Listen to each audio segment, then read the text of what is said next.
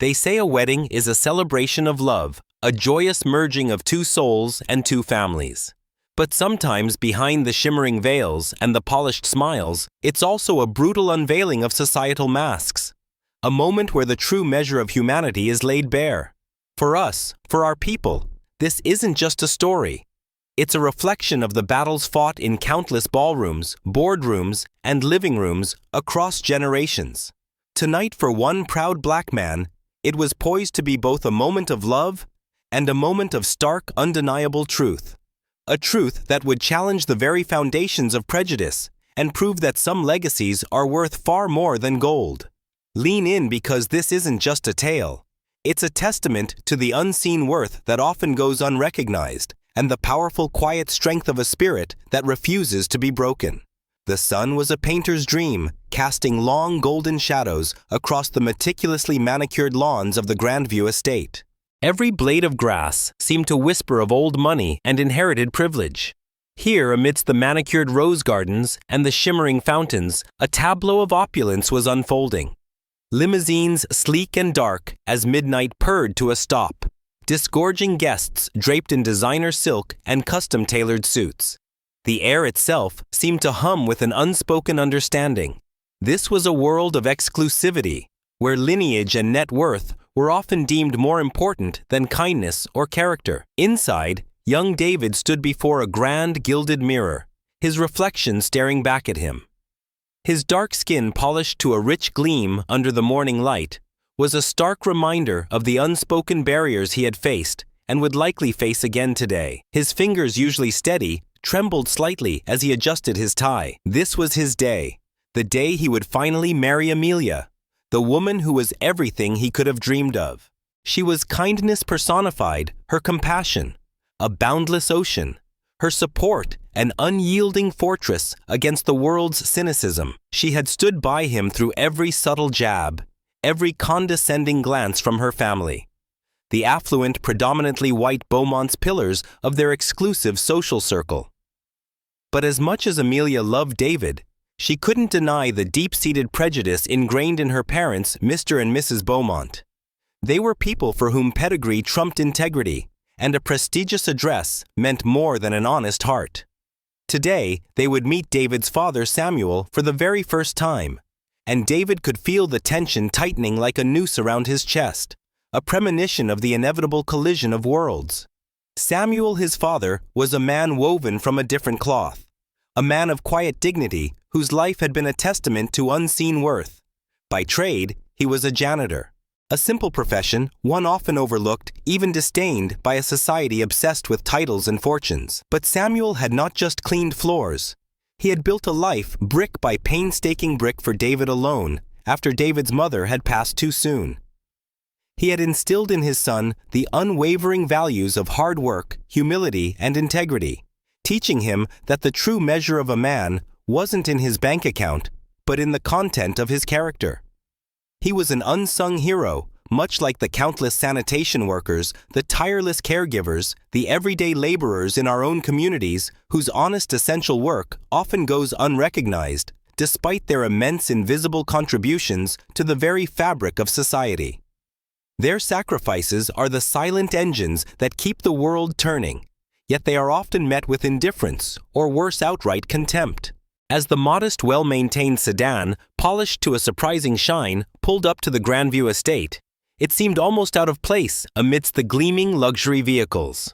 David took a deep breath, turning to his father. Samuel, in a simple dark suit that was clean but clearly not custom-tailored, offered a reassuring smile. "No matter what happens, you're the reason I'm standing here today, Dad," David said, his voice thick with emotion. Samuel's hand, calloused from years of honest labor, clasped his son's arm. "I'm here for you, David. This is your day. Remember that." They stepped out, an undeniable contrast to the refined procession drifting through the grand entrance. The air, once alive with murmured pleasantries, seemed to still as eyes calculated and fleeting latched onto them. Whispers delicate as silk, rustling in the wind, wove through the sea of tailored suits and glittering gowns. It was a reception not of words, but of silence, sharpened to a blade, an unspoken decree that they did not belong. The gauntlet had been laid before them, not in battle, but in something far more treacherous. Conversation laced with precision, each syllable measured, each remark poised like a blade ready to strike.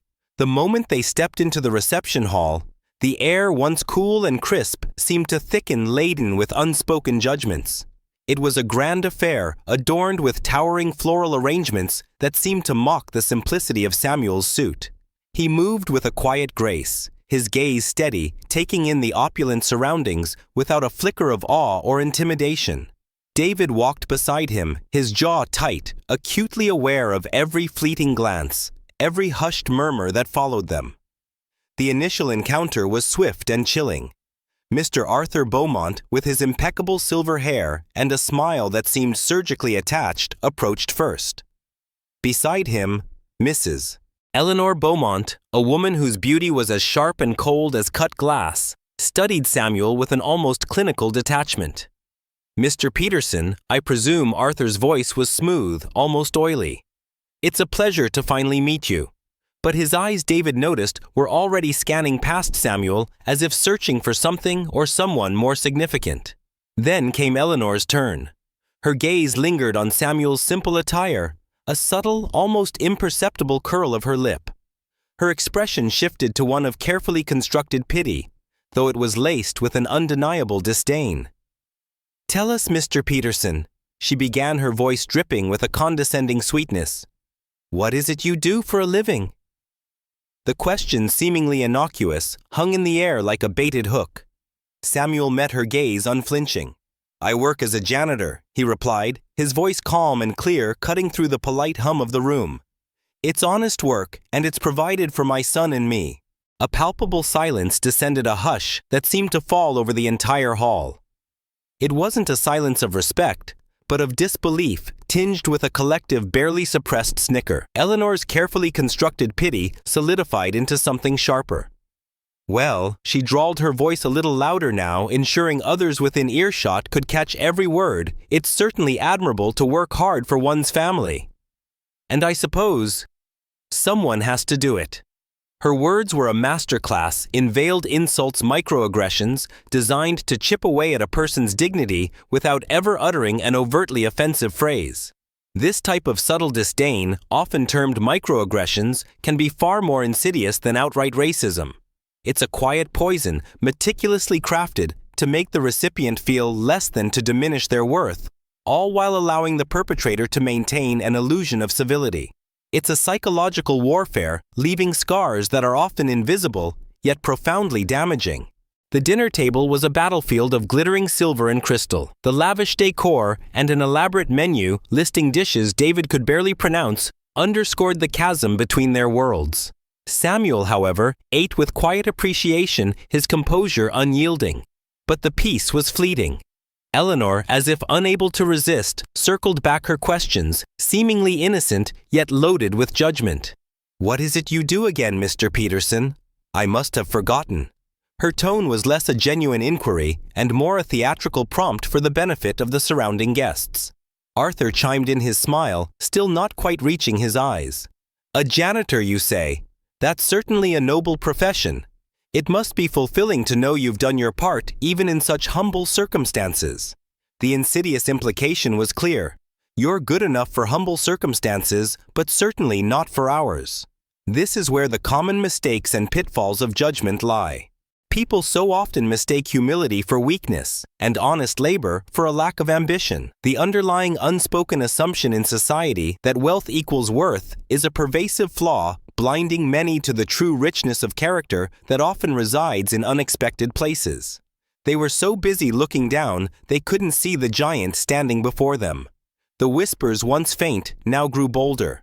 "Did you hear? He's just a janitor drifted from a nearby table." "I can't believe Emily's marrying into that family," came another, louder than intended. David felt a familiar surge of anger, a hot wave that threatened to engulf him. His hands clenched beneath the table. Yet Samuel, seated beside him, remained a picture of unwavering composure. He simply nodded, his gaze distant, as if the cruel words were no more than background noise, like the clinking of glasses. He knew the emotional toll of such blatant disrespect, yet he met it with dignity, choosing not to dignify their disdain with a volatile reaction. The room began to prepare for the toasts, and David's stomach churned. He knew what was coming.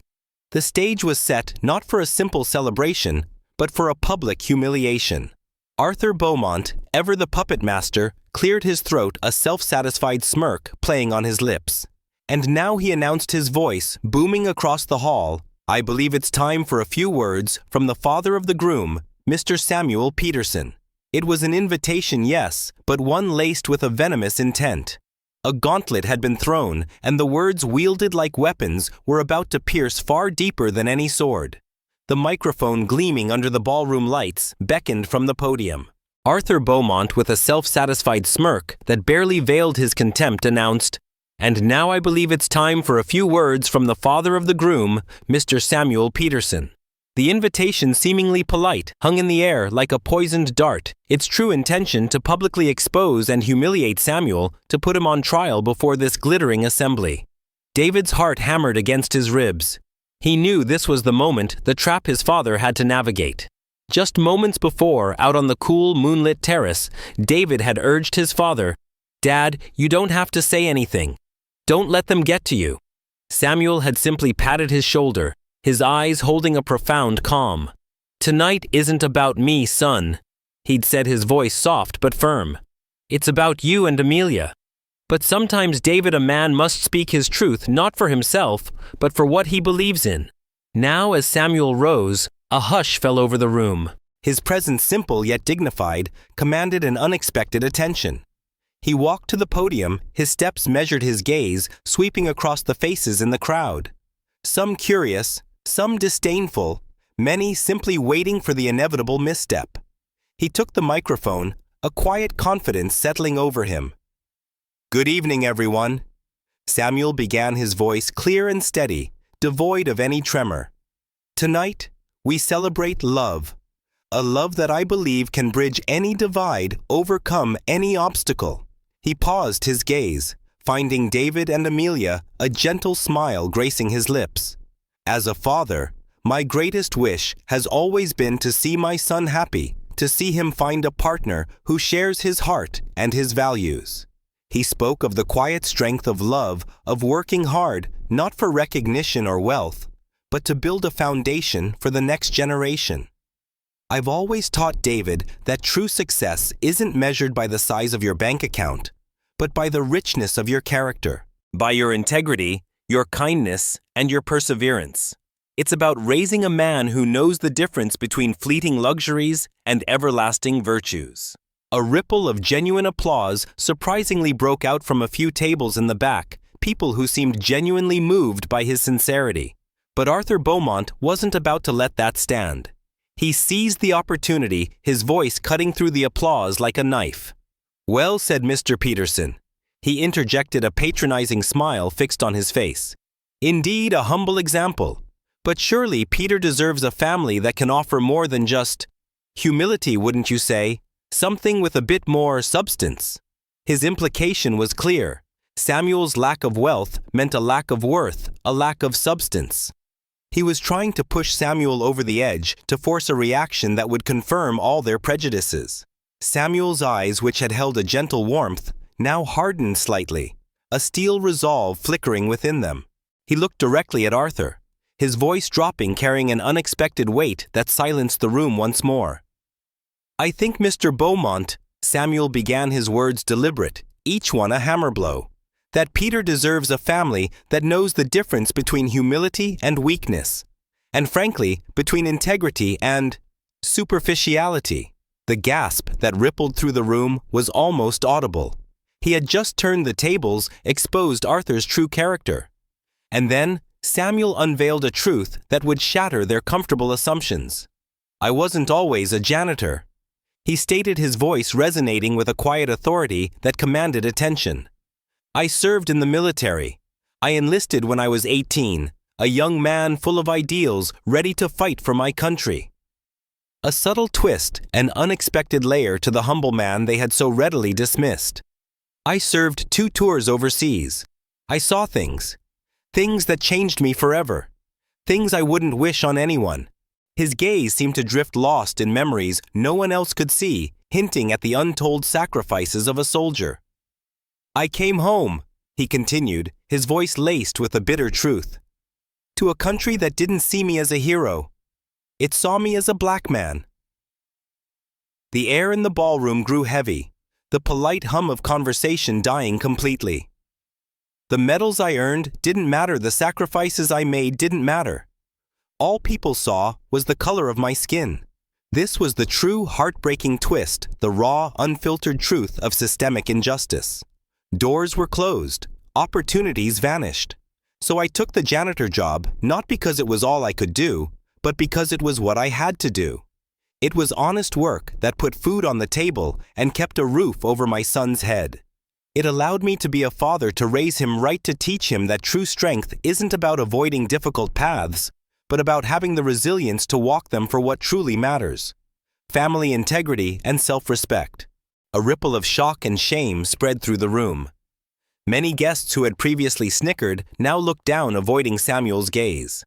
The truth of his past, the injustice he had faced, hung heavy in the air, a stark contrast to the opulence surrounding them. The man they had dismissed as merely a janitor was in fact a veteran, a survivor, a silent warrior who had borne the brunt of a prejudiced society. His humble profession was not a sign of failure, but a testament to an indomitable spirit.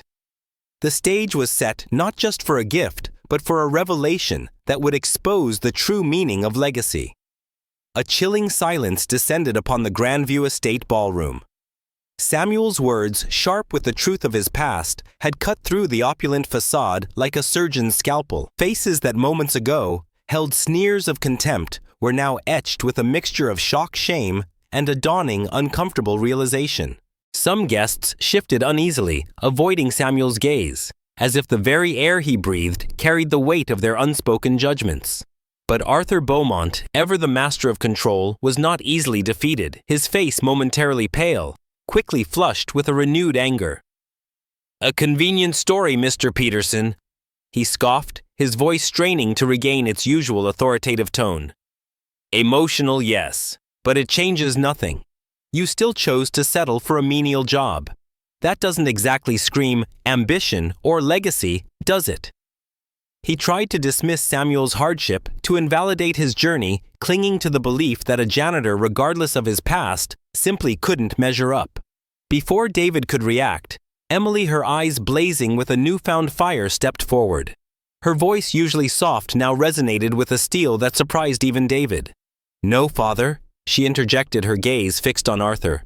"You don't get to dismiss his life, his sacrifices. You're thinking about what's best for you, and I won't stand for it." Her defiance was a visible crack in the Beaumonts' meticulously constructed world. David, swelling with pride, stepped beside her, his hand finding hers. "Neither will I," he affirmed, his voice firm, his loyalty to his father and his fiancée unwavering. Arthur and Eleanor stared, shocked, their carefully maintained control finally beginning to falter. The tension in the air was thick, almost suffocating, as Arthur, desperate to shift the focus, gestured towards the gift table. "Perhaps," he announced, his voice regaining a fraction of its false cheer, "we should move on to the gifts. I'm sure Mr. Peterson has a thoughtful present to offer the happy couple."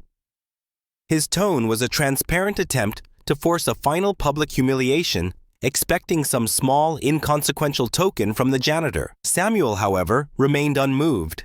He walked calmly to a table where a large, plainly wrapped package, unassuming and almost rustic, stood in stark contrast to the glittering, ribbon-adorned boxes surrounding it. He picked it up, his gaze sweeping over the crowd one last time. "Indeed, Mr. Beaumont," Samuel said, his voice calm. "I do. This isn't just a gift. It's a piece of my family's history. A symbol of the values I hope David and Emily will carry into their marriage: strength, resilience, and love." David and Emily walked forward, their hands intertwined, a mixture of anticipation and unease on their faces. As they began to unwrap the plain brown paper, the room held its breath. Layer after layer came off, revealing not a box, but a flat, rectangular object. When the last of the paper fell away, a collective gasp rippled through the ballroom.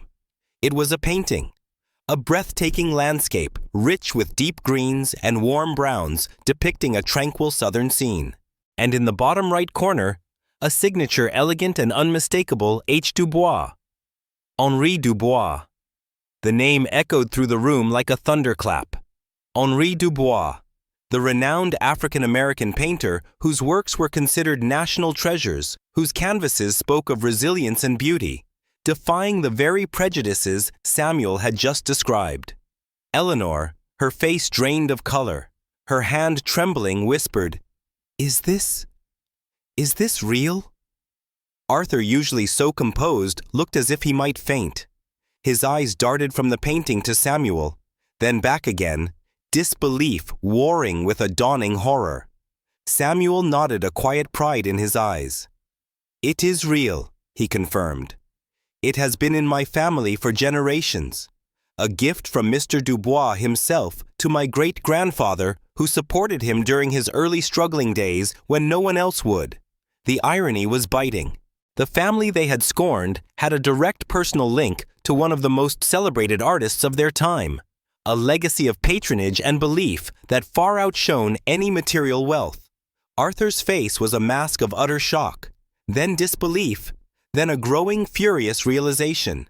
"You mean to tell me," he stammered, his voice barely a whisper, "you've had this fortune in your possession all these years?" He stared at the painting, then at Samuel, his mind reeling. "And you still chose to work as a janitor." The accusation hung heavy in the air, revealing his true priorities. Samuel's calm, powerful rebuttal landed like a final blow. "Abandon the values my parents taught me, Mr. Beaumont," he asked, his voice steady. "That money was more important than integrity. That a valuable piece of art should be traded for a fleeting taste of your so-called high society. No, Mr. Beaumont. I chose to keep this painting because it's more than just a piece of art. It's a piece of my family's story. It's a symbol of our resilience, our history, our quiet strength in the face of adversity. And that, sir, is something I'll never put a price on." The man they had belittled, the man they had dismissed as merely a laborer, had just revealed a legacy far richer and more profound than any fortune they possessed. The true value of a life was not in what one acquired, but in what one honored and carried forward. The revelations hung in the air, thick and heavy, like a shroud of shame over the Grandview estate. The collective gasp had died down, replaced by a restless murmur. The elegant guests who minutes ago had been complicit in the Beaumonts' snobbery now shifted uncomfortably, some casting furtive apologetic glances toward Samuel. The narrative had flipped, and the janitor was now the undisputed king of dignity and grace. Eleanor Beaumont, usually so composed, looked utterly devastated. Her carefully constructed facade had crumbled, revealing a woman shocked to her core. She stared at the Dubois painting, then at Samuel, then at Arthur, a tremor running through her. But Arthur, despite the humiliation, was not ready to surrender his grip on power. His face, a mask of furious disbelief, tightened with a final desperate resolve. This doesn't change anything," he sputtered, his voice raspy with suppressed rage. "It's a painting. You're still a man who chose to work as a janitor, a man who raised a son you're clearly not good enough to deserve in our family." He clung to his outdated elitist worldview, unwilling to admit defeat, even in the face of overwhelming evidence. But his words were no longer met with a silent audience. Before David could even begin to respond, Emily stepped forward, her eyes blazing with a fierce, unwavering conviction. Her voice, usually gentle and melodious, now rang out with a strength that commanded the entire room's attention. "No, father?" she declared, her gaze locked onto Arthur, her hand outstretched as if to ward off his negativity. "You don't mean that. And even if you do, I certainly don't." The sheer force of her defiance was breathtaking. This was not the timid daughter who once accepted her parents' dictates. This was a woman forged in the crucible of their prejudice, standing firm for what was right. "You've spent the entire night," Emily continued, her voice gaining momentum, "trying to tear Samuel down, trying to belittle him, to shame him for his honest work and his incredible life. But all you've done, father, is show me how small-minded you really are. How hollow your legacy truly is when it's built on judging others and valuing money over integrity. And I'm done. I'm done letting you ruin this day, and I'm done letting you control my life. David, swelling with pride and love for his fiancée, stepped fully beside her, his arm encircling her waist. Neither will I. He affirmed, his voice steady and resolute. My father has taught me more about real worth and sacrifice than any fortune ever could. He is the most honorable man I know. Their united front was an unbreakable shield deflecting Arthur and Eleanor's remaining power. Arthur, cornered and publicly shamed, resorted to his ultimate weapon, a threat. His voice, though trembling with fury, hardened. If you go through with this, Emily, he spat, his eyes blazing. If you choose this man over your own family, over your heritage, you'll regret it. You'll lose everything we've given you. All the opportunities, all the connections. You'll be on your own. It was a desperate last-ditch effort to reclaim control, to manipulate his daughter through fear of loss. But Emily, a new woman, now met his gaze without flinching. Her eyes filled not with fear, but with a profound sense of liberation, shone brighter than any diamond in the room. Then I guess, she stated, her voice clear and strong, cutting through the stunned silence, I'll just have to build something better. This was the ultimate act of empowerment. Choosing to forge one's own path to define success on one's own terms, free from the shackles of inherited prejudice and material expectations. This message deeply resonates with our audience, who often face similar pressures to conform or compromise their values for acceptance or a success defined by others. Many individuals, especially those from marginalized backgrounds, have experienced the insidious push to abandon their roots, their identity, for a place at a table that may not truly value them. Emily and David's choice was a powerful affirmation that true belonging comes from within, from standing firm in your convictions. With that, Emily turned from her parents, her hand finding David's. Samuel, observing them, offered a slight approving nod. The battle was won, not with shouted words or physical blows, but with quiet dignity and unwavering truth. The stage was set for their exit, and for a new beginning that would redefine what it meant to truly build a legacy. The decision was swift, decisive, and liberating. We're done with this, Emily declared, her voice ringing with newfound clarity. She took David's hand, a silent promise exchanged between them. Without another word, they turned, leaving the stunned, silent ballroom behind. Samuel, his eyes reflecting a quiet pride, fell into step beside them. As they walked out of the Grandview estate, the cool night air embraced them, washing away the oppressive heat of judgment and pretense. It was a physical release, a palpable lightness that settled over them. "How do you feel?" David asked Emily, his voice soft. She looked at him, her eyes sparkling. "Better than I've ever been." The next morning, the sun streamed through the windows of David and Samuel's modest living room, a stark, comforting contrast to the grandeur of the previous night. The Henri Dubois painting, now unwrapped, rested carefully against the wall, soon to find its place above the mantel. It wasn't just a piece of art.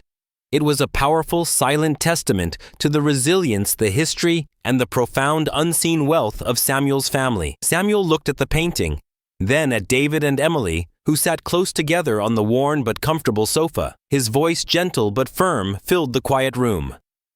"The real legacy isn't hanging on a wall, David," he said, his gaze fixed on his son. "It's in the choices you make and the lives you touch."